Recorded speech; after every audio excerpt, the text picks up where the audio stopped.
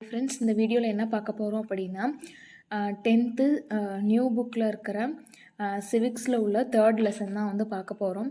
So வந்து என்னென்னா, first வந்து இதில் வந்து மாநில அரசு, அதான் வந்து 3rd யூனிட்டு. மொத்தம் வந்து இந்தியாவில் வந்து 28 மாநிலங்களும் 8 யூனியன் பிரதேசமும் வந்து இருக்குது.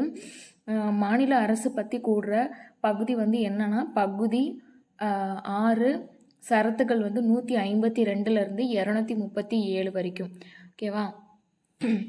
இதில் வந்து என்னென்னா 370 பற்றி சொல்லியிருப்பாங்க. அது வந்து ஜம்மு காஷ்மீருக்கு வந்து ஒரு சிறப்பு அந்தஸ்து வந்து கொடுத்துருப்பாங்க. அதுதான் வந்து அந்த சரத்து. ஆனால் வந்து அந்த 370 வந்து எப்போ வந்து ஸ்டார்ட் பண்ணியிருப்பாங்க அப்படின்னா, 1957 நவம்பர் 17 வந்து அந்த சிறப்பு அந்தஸ்து வந்து கொடுக்குறோம் அப்படின்னு சொல்லிட்டு அக்செப்ட் பண்ணியிருப்பாங்க. 1957 நவம்பர் 26 வந்து அது வந்து நடைமுறைக்கு வந்து வரும். அதாவது வந்து ஜம்மு காஷ்மீர் மாநிலத்துக்கு மட்டும் வந்து இந்தியா அரசியல் அமைப்பு வந்து அரசியலமைப்பில் இருக்கிற சில விஷயங்கள் வந்து பொருந்தாது. அதே மாதிரி வந்து அடிப்படை உரிமைகள், சொத்துரிமைகள் அது எல்லாமே வந்து ஜம்மு காஷ்மீருக்கு வந்து தனித்தனியாக இருக்கும். ஆனால் வந்து மற்ற ஸ்டேட்டில் வந்து அந்த மாதிரி வந்து இருக்காது. அந்த சிறப்பு அந்தஸ்தை வந்து இப்போ வந்து ப்ரெசண்ட்டாக வந்து நீக்கியிருப்பாங்க. ஓகேவா? அதை பற்றி வந்து சொல்லியிருப்பாங்க. நெக்ஸ்ட்டு வந்து மாநில அரசுலையும் வந்து நிர்வாகத்துறை, சட்டமன்றம், நீதித்துறைன்னு வந்து 3 இருக்கும். நிர்வாகத்துறையில் வந்து ஆளுநர் தான் ஹெட்டாக இருப்பார். அதுக்கடுத்து முதலமைச்சர், அதுக்கப்புறம் அமைச்சரவை. சட்டமன்றம் வந்து சட்ட மேலவை, சட்டப்பேரவைன்னு 2 பிரிவு வந்து இருக்கும். அதே மாதிரி நீதித்துறையில் வந்து உயர்நீதிமன்றம், மாவட்ட நீதிமன்றம், மற்ற நீதிமன்றங்கள்லாம் வந்து இருக்கும். நிர்வாகத்துறையை பற்றி பார்க்கலாம். ஃபஸ்ட்டு வந்து ஆளுநர். மாநில நிர்வாகத்தின் அரசமைப்பு தலைவராக இருப்பவர் வந்து யாருன்னா ஆளுநர். இவர் வந்து பெயரளவுக்கு வந்து தலைவராக இருப்பார். இவரை வந்து நியமனம் செய்கிறது வந்து யார் அப்படின்னா குடியரசுத் தலைவர் தான் வந்து நியமனம் செய்வார். 154 வந்து மாநில ஆளுநரின் நிர்வாக அதிகாரத்தை பற்றி கூறுகிறது. 154 வந்து 1 அப்படிங்கிறது வந்து மாநில ஆளுநரின் நிர்வாக அதிகாரம் ஆளுநரிடம் இருக்க வேண்டும் அப்படின்னு வந்து சொல்லுது. ஓகேவா? அதுக்கப்புறம் வந்து மாநில ஆளுநரோட நியமனம் பற்றி பார்த்தோன்னா, அவரோட பதவிக்காலம் 5 வருஷம். குடியரசுத் தலைவரால் நியமனம் செய்யப்படுறாரு. அதுக்கப்புறம் இவரை வந்து பதவி நீக்கம் வந்து செய்ய முடியாது, ஆனால் குடியரசுத் தலைவரால் வந்து செய்ய முடியும். அதாவது அந்த நாடாளுமன்றத்தில் வந்து குற்றம் சாட்டி வந்து குடியரசுத் தலைவரை வந்து பதவி நீக்கம் செய்வோம் இல்லையா, அந்த மாதிரி வந்து பதவி நீக்கம் வந்து செய்ய முடியாது ஆளுநரை. ஆனால் குடியரசுத் தலைவர் மட்டும் வந்து பதவி நீக்கம் செய்யலாம். எத்தனை முறை வேண்டுமானாலும் ஒருவர் வந்து ஆளுநராக இருக்கலாம். அவர் வந்து அந்த சேம் ஸ்டேட்லேயே வந்து இருக்கக்கூடாது. அது மட்டும்தான் வந்து ரூல்ஸு. ஒருத்தர் வந்து ஆளுநராக நியமிக்கப்படுறாருனா அவரோட சொந்த மாநிலத்தில் வந்து நியமிக்கக்கூடாது. ஓகேவா? நெக்ஸ்ட்டு சரத்து 158 3A படி 2 அல்லது 3 மாநிலங்களுக்கு கூட ஒருத்தர் வந்து ஆளுநராக இருக்கலாம். அதுக்கப்புறம் 356 கீழ் ஒரு மாநிலத்தில் குடியரசுத் தலைவர் ஆட்சி வந்து கொண்டு வர்றதுக்கு வந்து அவர் வந்து பரிந்துரை வந்து செய்யலாம். நெக்ஸ்ட்டு மத்திய மாநில உறவு குறித்து சர்க்காரியா குழு வந்து அவங்க தான் வந்து என்னென்னா ஆளுநரோட நியமனம் குறித்து வந்து ஆலோசனைகள் வந்து வழங்கியிருப்பாங்க. அதாவது மாநில சட்டமன்ற குழுவால் தயாரிக்கப்பட்ட பட்டியல் இருந்து இல்லைன்னா வந்து அந்த பொதுப்பட்டியலிருந்து வந்து சட்டம் வந்து இயற்ற முடியும் அப்படின்னு சொல்லிட்டு வந்து இது பண்ணியிருப்பாங்க.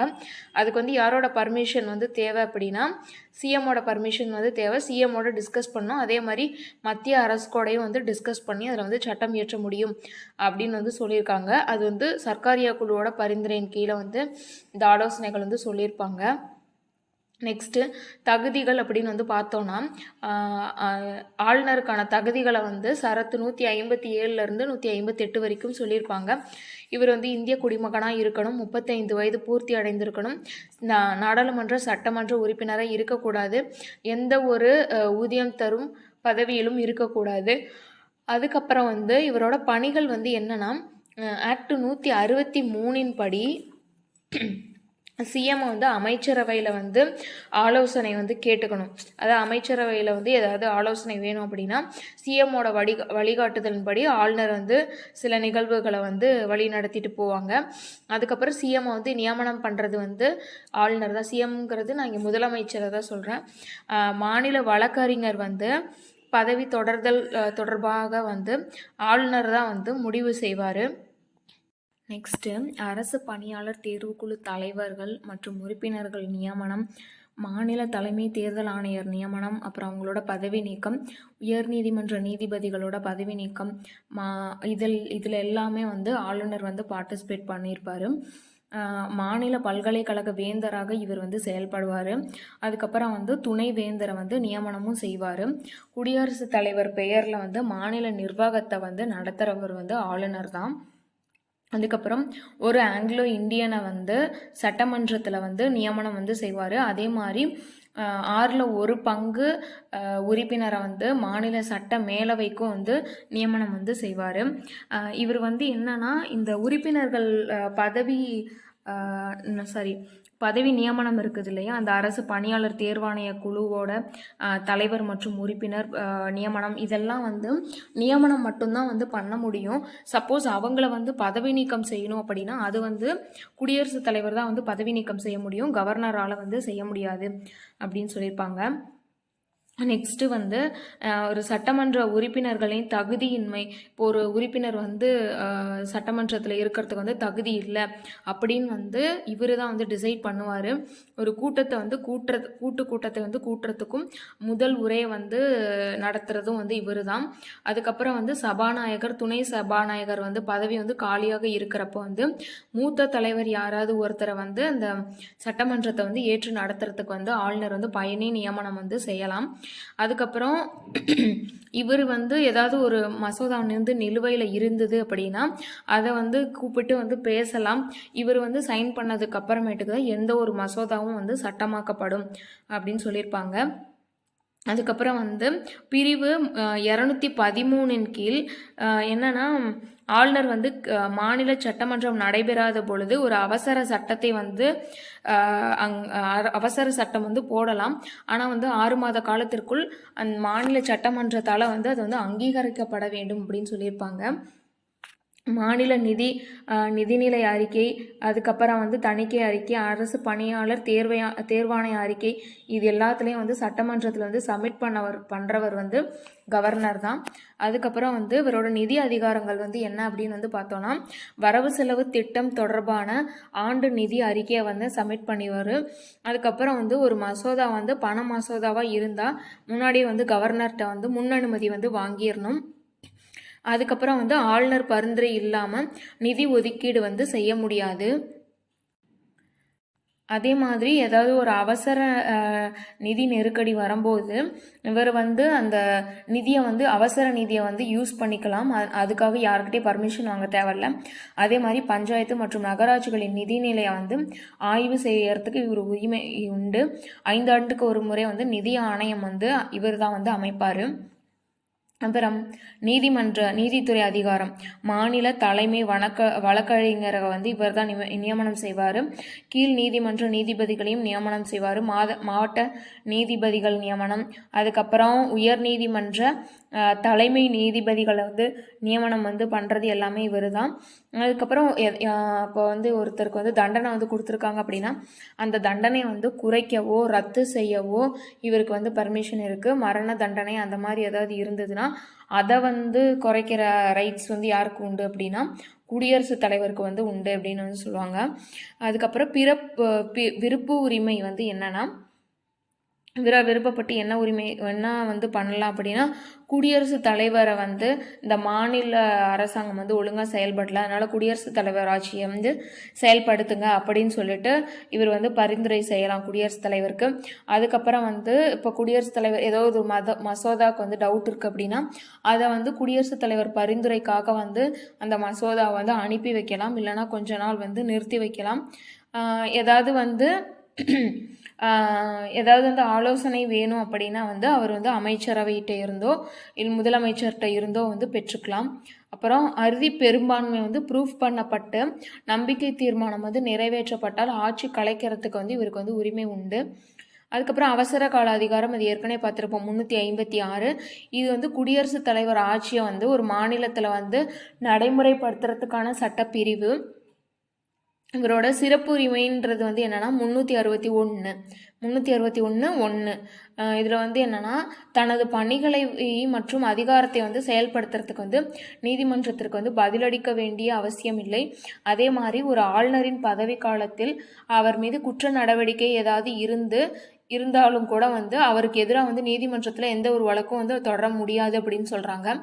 அதுக்கப்புறமா வந்து ஆளுநரின் பதவி காலத்தில் அவர் மீது குற்றச்சாட்டுகளை சுமத்தவோ அவரை கைது செய்யவோ எந்த நீதிமன்றத்துக்கும் உரிமை கிடையாதுன்றாங்க. ஆளுநருக்கு அவ்வளோ ஒரு பவர் வந்து இருக்குது. மாநில ஆளுநருக்கு எதிராக உரிமையில் வழக்குகளையும் தொடர முடியாது, குற்றவியல் வழக்குகளையும் தொடர முடியாது, எந்த ஒரு குற்றச்சாட்டும் சுமத்தி அவரை கைதும் செய்ய முடியாது, கோர்ட்லேயும் போய் அணுக முடியாது அப்படின்றாங்க. நெக்ஸ்ட்டு முதலமைச்சர் பற்றி பார்க்கலாம். இவர் வந்து ஒரு உண்மையான நிர்வாக தலைவர் அப்படின்னு வந்து சொல்கிறாங்க. நியமனம் வந்து யார் பண்ணுறாங்க அப்படின்னா ஆளுநர் தான். இவரோட பதவிக்காலம் 5 வருஷம். பணிகள் வந்து என்னென்னா அமைச்சரவை தொடர்பான பணிகள், ஆளுநர் தொடர்பான பணிகள், அதுக்கப்புறம் வந்து இதர பணிகள் அப்படின்னு சொல்லிட்டு 3 இருக்குது.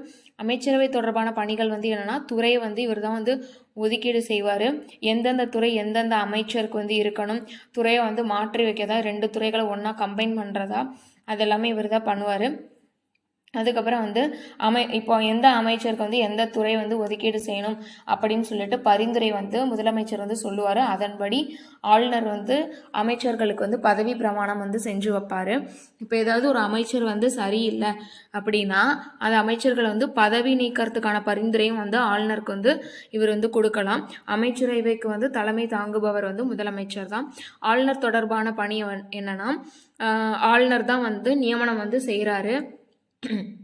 அமைச்சர்களை மட்டும் இல்லை, மாநில அரசு வழக்கறிஞர், அப்புறமா வந்து தேர்தல் ஆணையர்கள், அரசு பணியாளர் தேர்வாணைய தலைவர், இவங்க எல்லாத்தையும், மாநில திட்டக்குழு, மாநில நிதி குழு, இது எல்லாத்தையும் வந்து ஆளுநர் தான் வந்து அதில் இருக்க உறுப்பினர்கள் தலைவர்களை நியமனம் செய்வார். ஆனால் இது எல்லாத்தையும் பரிந்துரை செய்யறது, ஆலோசனை செய்யறது வந்து யார் அப்படின்னா முதலமைச்சர் தான். நெக்ஸ்ட்டு வந்து சட்டமன்றம் தொடர்பானவை. சட்டமன்ற கூட்டுத்தொடர் ஆரம்பிக்கவும் ஒத்திவைக்கவும் முதலமைச்சருக்கு வந்து அதிகாரம் உண்டு. அரசின் கொள்கைகளை வந்து இவர் தான் வந்து அனௌன்ஸ் பண்ணுறாரு. அதுக்கப்புறம் ஒரு மசோதா வந்து இன்ட்ரடியூஸ் பண்ணுறதும் வந்து இவர் தான். சட்டமன்றத்தை கலைக்க வந்து பரிந்துரை பண்ணுறதும் வந்து இவர் தான். ஆளுநர் வந்து கலைக்கலாம், ஆனால் ஆளுநருக்கே பரிந்துரை பண்ணுறது யாருன்னா முதலமைச்சர் தான். இதர அதிகாரம் மற்றும் பணிகள் வந்து என்ன அப்படின்னு வந்து பார்த்தோன்னா கட்சியோட ஒழுக்க மேம்பாடை வந்து கவனிச்சுக்கிறது, மாநில தேவை வந்து என்ன அப்படின்னு சொல்லி ஆராய்ச்சி செஞ்சு அதுக்கேற்ற மாதிரியான பிளான்ஸ் எல்லாம் வந்து பண்ணுறது, மத்திய மாநிலங்களுக்குடையான உறவை வந்து இணக்கமான முறையில் வந்து தீர்த்து வைக்கிறது. ஸோ இதெல்லாமே வந்து முதலமைச்சர் தான் வந்து பண்ணுறாங்க. அமைச்சரவை பற்றி பார்க்கலாம். சட்டமன்ற உறுப்பினர் அல்லாதவர் வந்து 6 மாத காலத்திற்குள் வந்து அமைச்சராக வந்து செலக்ட் செய்யப்படணும். நம்பிக்கையில்லாத தீர்மானம் வந்து நிறைவேற்றப்பட்டால் மாநில அமைச்சரவை வந்து ஃபுல்லாகவே தான் வந்து பதவி விலகணும். இப்போ ஒரு முதலமைச்சர் சரியில்லைன்னு சொல்லிட்டு நம்பிக்கையில்லா தீர்மானம் வந்து நிறைவேற்றுறாங்க அப்படின்னா அந்த ஹோல் அமைச்சரவையும் தான் வந்து பதவி விலகணும். ஆக்ட் 163(1) படி என்னன்னா வந்து இவர் வந்து ஆளுநருக்கு வந்து ஆலோசனை கூறுவார்.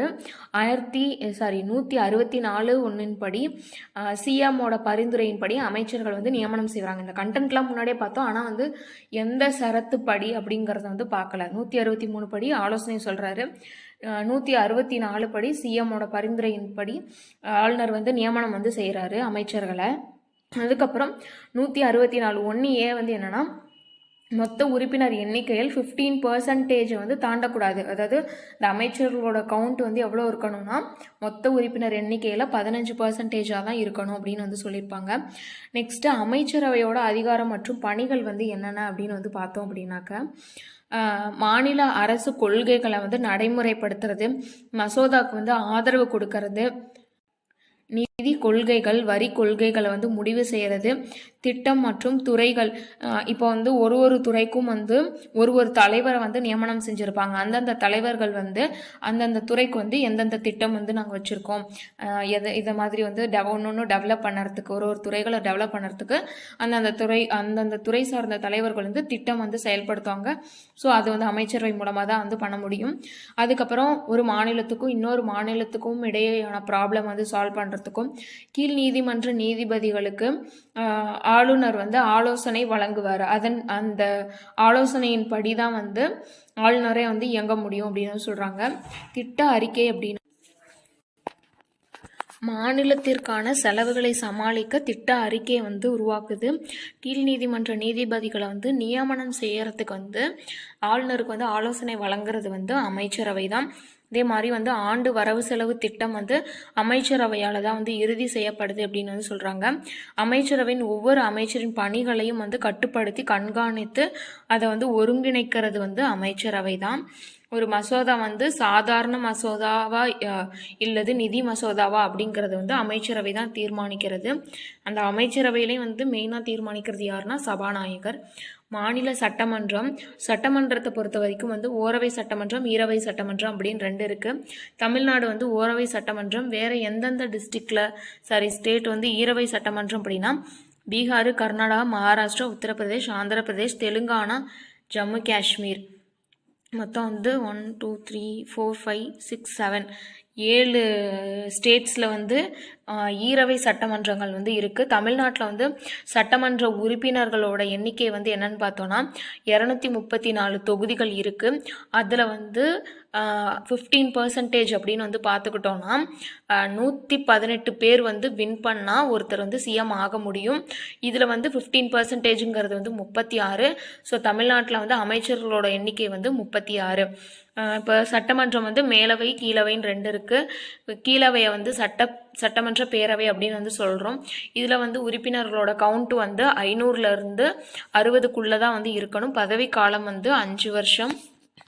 சட்ட மேலவை உறுப்பினர்களோட கவுண்ட் வந்து கீழவையில் உள்ள உறுப்பினர்களோட எண்ணிக்கையில் வந்து 1/3 மிகாமல் வந்து இருக்கணும். அதே மாதிரி வந்து 40க்கு குறையாமல் இருக்கணும் அப்படின்னு சொல்லியிருப்பாங்க. ஆனால் ஜம்மு காஷ்மீரில் வந்து 36 உறுப்பினர்கள் தான் இருப்பாங்க. ஸோ அது மட்டும் எக்ஸப்ஷன். தேர்தலில் வந்து போட்டியிடுவதற்கான வயது வரம்பு வந்து 25. தமிழ்நாட்டில் வந்து 235 உறுப்பினர்கள் இருக்காங்க. ஒரு ஆங்கிலோ இந்தியனை வந்து ஆளுநர் வந்து நியமனம் வந்து செய்வார். நெக்ஸ்ட்டு வந்து அமைச்சரவை குழு. இதில் வந்து கேபினட் அமைச்சரவை அப்படின்றது மட்டும் வந்து இருக்குது. இதில் வந்து 2 வந்து இருக்குது. நிரந்தரமானது, அது இன்னொன்று வந்து தற்காலிகமானது. நிரந்தரமானதுங்கிறது வந்து என்னென்னா சட்ட மேலவை தான். தற்காலிகமானதுங்கிறது வந்து சட்டப்பேரவை. ஓகேவா. நெக்ஸ்ட்டு வந்து என்னென்னா சபாநாயகர். இவர் வந்து என்னென்னா 14 நாட்களுக்கு முன்னாடியே வந்து இவரை வந்து பதவி நீக்கம் செய்யணும் அப்படின்னா 14 நாட்களுக்கு முன்னாடியே வந்து இன்ஃபார்ம் பண்ணிடணும். இன்ஃபார்ம் பண்ணிவிட்டு அதுக்கப்புறம் தான் வந்து மசோதா வந்து ஏதாவது வந்து கொண்டு வந்து பதவி நீக்கம் வந்து செய்ய முடியும் அப்படின்னு வந்து சொல்கிறாங்க. அதுக்கப்புறம் சட்ட மேலவை, இது நிரந்தர அவை. இதோட உறுப்பினர்கள் வந்து சட்டமன்ற பேரவையோட உறுப்பினர்களில் வந்து 1/3 மிகாமலும் அதுக்கப்புறம் 40க்கு குறையாமலும் வந்து இருக்க வேண்டும். இது வந்து சட்டப்பிரிவு வந்து 171 அப்படின்றதுல வந்து இருக்குது. சட்ட மேலவை அப்படிங்கிறத வந்து விதான் பரிஷத் அப்படின்னு வந்து சொல்லுவாங்க. மொத்தம் வந்து இப்போ வந்து 28 ஸ்டேட்டு 8 யூனியன் பிரதேசம் வந்து இருக்குது. இதில் இந்த 28 ஸ்டேட்ஸில் வந்து 7 மாநிலங்களில் வந்து சட்ட மேலவை, அதாவது ஈரவை சட்டமன்றம் ஏற்கனவே பார்த்தோம். இதோட பதவிக்காலம் வந்து 6 வருஷம். 3ல் ஒருத்தர் வந்து 3ல் 2 பேர் வந்து 2 வருஷத்துக்கு ஒருக்கா வந்து பதவியை வந்து ராஜினாமா பண்ணிடுவாங்க. 3ல் 1 உறுப்பினர்கள் 3/1 உறுப்பினர்கள் வந்து 2 years ஒன்ஸ் வந்து பதவியை ராஜினாமா பண்ணிடுவாங்க. இதுக்கான வயது வரம்பு, இந்த சட்டமேலவை உறுப்பினர் ஆவதற்கான வயது வந்து என்னென்னா 30 அப்படின்னு வந்து சொல்லியிருப்பாங்க. இங்கே ஒரு பாயிண்ட் இருக்கும். தமிழ்நாட்டில் வந்து சட்ட மேலவை நீக்கப்பட்டது வந்து 1986 எம்ஜிஆர் காலத்தில் வந்து நீக்கியிருப்பாங்க. நடைமுறை எப்போ படுத்தினாங்க அப்படின்னா 1986 நவம்பர் மாதம். ஓகேவா. நெக்ஸ்ட்டு வந்து இந்த சட்ட மேலவையில் உள்ள உறுப்பினர்களை வந்து யார் செலக்ட் பண்ணுறாங்க அப்படின்னா 1/3 உறுப்பினர்களை வந்து உள்ளாட்சி அமைப்பு, அதாவது பஞ்சாயத்து மற்றும் நகராட்சி உறுப்பினர்கள் வந்து தேர்வு செய்கிறாங்க. அதுக்கப்புறம் 1/3 வந்து சட்டப்பேரவை உறுப்பினர்கள் வந்து செலக்ட் பண்ணுறாங்க. 1/12 வந்து பட்டதாரிகளும் ஆசிரியர்களும் வந்து நியமனம் பண்ணுறாங்க. 1/6 வந்து கலை மற்றும் அறிவியல் துறையில் வந்து வல்லுநர்களாக இருக்கிற யாரோ ஒருத்தரை வந்து ஆளுநர் வந்து நியமனம் வந்து செய்வார் அப்படின்னு வந்து சொல்லியிருப்பாங்க. அதுக்கப்புறமா வந்து பிரிவு 169 வந்து என்ன சொல்லுது அப்படின்னா சட்ட மேலவையை வந்து உருவாக்கம் மற்றும் நீக்கம், உருவாக்கணும்னாலும் நீக்கணும்னாலும் 169 வந்து பயன்படுத்தி 2/3 பங்கு வந்து அந்த உறுப்பினர்கள் வந்து வாக்களித்து வந்து தீர்மானம் வந்து நிறைவேற்றிக்கலாம் அப்படின்னு வந்து சொல்லியிருப்பாங்க. நெக்ஸ்ட் வந்து சட்டமன்ற செயல்பாடுகள். இது வந்து சட்டமன்ற அதிகாரம், நிதி அதிகாரம், நிர்வாக அதிகாரம், பரந்த அதிகாரம் அப்படின்னு சொல்லிட்டு 4 இருக்குது. முதல்ல வந்து சட்டமன்ற அதிகாரம் அப்படின்னா வந்து என்னென்னா பொதுப்பட்டியலும், அதாவது நம்ம பொதுப்பட்டியலில் இருக்கிற விஷயத்தில் கூட துறைகளில் கூட வந்து சட்டம் வந்து இயற்றலாம். ஆனால் வந்து அதுக்கு வந்து 3 நிலைகளை கடந்து தான் வந்து அதுக்கப்புறம் ஆளுநர் ஒப்புதலுக்கு பின்னாடி தான் வந்து மசோதா வந்து சட்டமாக்கப்படும். 3 நிலைகள் அப்படின்னா வந்து என்னென்னா மத்திய நாடாளுமன்றத்திலையும் மாநில சட்டமன்றத்திலையும் வந்து அந்த மசோதா வந்து நிறைவேற்றணும். அதுக்கப்புறம் கவர்னர் ஒப்புதல் வாங்கிட்டு அதுக்கப்புறம் தான் சட்டமாக்கப்படும் அப்படின்னு வந்து சொல்கிறாங்க. நெக்ஸ்ட்டு வந்து நிர்வாக அதிகாரம் அப்படின்னு வந்து பார்த்தோன்னாக்க அதுக்கு முன்னாடி வந்து நிதி அதிகாரம் வந்து என்னென்னா பண மசோதா வந்து கீழவையில் மட்டும்தான் அறிமுகப்படுத்த முடியும். கீழவையோட அனுமதியின்றி வரிகள் வந்து நம்மளால் வந்து விதிக்க முடியாது அப்படின்னு சொல்லியிருப்பாங்க. அதுக்கப்புறம் நிர்வாக அதிகாரம் வந்து என்னென்னா நம்பிக்கையில்லா தீர்மானம் வந்து கொண்டு வரப்பட்டால் அமைச்சர்கள் உட்பட முதலமைச்சர் எல்லாருமே வந்து பதவி விலக்கம் செய்யணும் அப்படின்னு சொல்லியிருப்பாங்க. பரந்த அதிகாரம் அப்படின்னா என்னென்னா கீழவையில் உள்ள அமைச்சர்களுக்கும் அதில் உள்ள உறுப்பினர்களுக்கும் தான் வந்து அதிக அதிகாரம் வந்து உண்டு. மேலவை வந்து நிதி சார்ந்த நடவடிக்கையில் வந்து வாக்களிக்க முடியாது அப்படின்னு சொல்லியிருப்பாங்க. நெக்ஸ்ட்டு வந்து மாநில நீதித்துறைன்னு பார்க்கும்போது அது வந்து உயர்நீதிமன்றம் தான். 1862 ஜூன் மாதம் உயர்நீதிமன்றங்கள் வந்து கல்கத்தா, பம்பாய், சென்னையில் வந்து தோற்றுவிக்கப்பட்டது. 1956 7வது சட்ட திருத்தத்தின்படி 2 அல்லது அதற்கு மேற்பட்ட மாநிலங்களுக்கு பொதுவாக வந்து ஒரு நீதிமன்றம் வந்து இருக்கலாம் அப்படின்னு வந்து சொல்லியிருப்பாங்க. அதன்படி வந்து என்னென்னா பஞ்சாப், ஹரியானா, சண்டிகருக்கு சேர்த்து வந்து ஒரே ஒரு நீதிமன்றம் வந்து சண்டிகரில் வந்து இருக்குது. அதே மாதிரி கவுஹாத்தியில் இருக்கிற ஒரு நீதிமன்றம் வந்து 7 வடகிழக்கு மாநிலங்களுக்கு பொதுவாக இருக்குது. என்னென்னா கவுஹாத்தி, அசாம், நாகாலாந்து, மணிப்பூர், திரிபுரா, மிசோரம், மேகாலயா, அருணாச்சல பிரதேசம், டெல்லி, இது எல்லா ஸ்டேட்டுக்கும் காமனாக கவுஹாத்தி உயர்நீதிமன்றமாக தான் வந்து யூஸ் பண்ணிக்கிறாங்க. அதுக்கப்புறமா வந்து என்னென்னா 29 அதாவது 28 ஸ்டேட்ஸு ப்ளஸ் 8 யூனியன் பிரதேசத்துக்கு சேர்த்து மொத்தம் 25 உயர்நீதிமன்றங்கள் வந்து இருக்குது. ஆக்ட் 216 படி உயர்நீதிமன்ற தலைமை நீதிபதிகளை வந்து நியமனம் செய்கிறது வந்து யாருன்னா குடியரசுத் தலைவர் தான். மற்ற நீதிபதிகளை தான் வந்து ஆளுநர் வந்து நியமனம் வந்து செய்வார். அதுக்கப்புறம் வந்து என்ன சொல்லியிருப்பாங்க அப்படின்னா இந்த 1862 ஜூன் 26 வந்து சென்னை, பம்பாய், கல்கத்தாவில் வந்து உயர்நீதிமன்றங்கள் தோற்றுவிக்கப்பட்டது இல்லையா. இதுக்கு வந்து விக்டோரியா மகாராணி வந்து வழங்கிய காப்புரிமை கடிதத்தின் மூலமாக தான் வந்து இதை வந்து தோற்றுவிச்சிருப்பாங்க. சென்னை உயர்நீதிமன்றம் வளாகம் தான் வந்து உலகிலேயே லண்டனுக்கு அடுத்தபடியான 2வது மிகப்பெரிய நீதித்துறை அப்படின்னு வந்து சொல்லியிருப்பாங்க. அது இல்லாமல் வந்து என்னென்னா 2019 ஜனவரியில் தோற்றுவிக்கப்பட்டு அமராவதியில் இயங்கும் நீதிமன்றம் வந்து ஆந்திர பிரதேசத்துக்கு வந்து ஒரு புதிய நீதிமன்றம் வந்து ஸ்டார்ட் பண்ணியிருப்பாங்க. பிரிக்கிறதுக்கு முன்னாடி வந்து அவங்க வந்து ஹைதராபாத்தில் இருக்கிறது யூஸ் பண்ணிட்டு இருந்திருப்பாங்க. இப்போ அமராவதியில் வந்து ஒரு தனி நீதிமன்றம் வந்து 2019 ஜனவரியில் வந்து ஸ்டார்ட் பண்ணாங்க. உயர்நீதிமன்றம் பற்றி சொல்லணும் அப்படின்னா இது வந்து தனக்கே உரிய நீதி வரையறை, அதுக்கப்புறம் மேல்முறையீட்டு நீதி வரையறை, பேராணை அதிகாரங்கள் கொண்டு இது வந்து மக்களுக்கு வந்து நீதி வழங்கலாம். ஆக்ட் 226ங்கிறது வந்து என்னென்னா இதுதான் வந்து நீதி பேராணை பற்றி வந்து சொல்லுது. ஆக்ட் 32 வந்து நீதி பேராணை வந்து உச்சநீதிமன்றத்துக்கானது, 226ங்கிறது வந்து உயர்நீதிமன்றத்துக்கானது. அதுக்கப்புறம் மேற்பார்வை அதிகாரம், கீழ் நீதிமன்றங்களை வந்து கட்டுப்படுத்துறதல், இது எல்லா அதிகாரங்களும் வந்து உயர்நீதிமன்றத்துக்கு வந்து இருக்கு. கீழ் நீதிமன்றங்களுக்கு வந்து என்னன்னா கொடுக்கப்பட்ட அதிகாரத்தை வந்து திரும்ப பெறுதல், அப்படி இல்லைன்னா வந்து ஏதாவது ஒரு பொது சட்டம் மற்றும் பரிந்துரைக்கப்பட்ட படிவம் மூலம் பயிற்சி மற்றும் நடவடிக்கைகளை வந்து ஒழுங்குபடுத்துறது, அதுக்கப்புறம் புத்தகம், பதவிகள், கணக்குகளை வந்து பராமரிக்கிறது, அது எல்லாமே வந்து கீழ் நீதிமன்றங்கள் தான் வந்து பண்ணும். அந்த கீழ் நீதிமன்றங்களை வந்து மேற்பார்வையிடுறது வந்து உயர்நீதிமன்றமாக இருக்கும். அதுக்கப்புறம் ஆவணங்களின் பாதுகாப்பு பெட்டகமாக வந்து கீழ் நீதிமன்றங்கள் தான் இருக்குது. நீதி புனராய்வு அதிகாரமும் வந்து உயர்நீதிமன்றத்துக்கு தான் இருக்குது. அந்த சரத்து வந்து என்னென்னா 226 to 227 1976 42வது சட்ட திருத்தத்தின் மூலமாக உயர்நீதிமன்றம் வந்து நீதி புனராய்வு அதிகாரத்தை வந்து குறைச்சதுன்னு சொல்கிறாங்க.